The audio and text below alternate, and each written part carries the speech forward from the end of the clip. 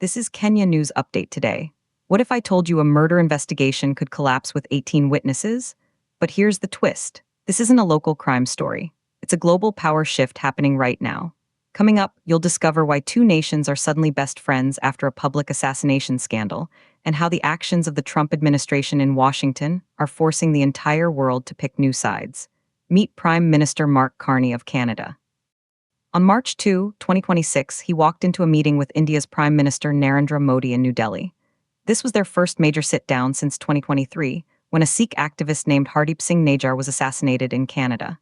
The Canadian government had accused India's Home Minister, a close Modi ally, of plotting the killing.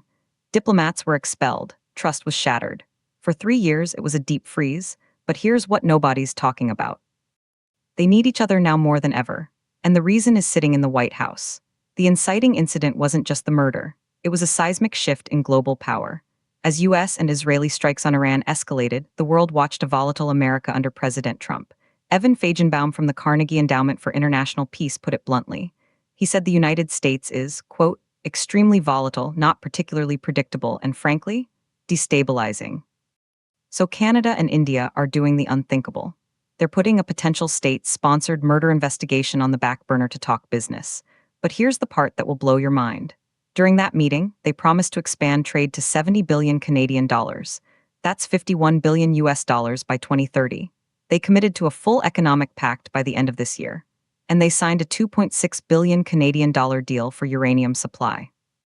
That's cold, hard cash over a cold case.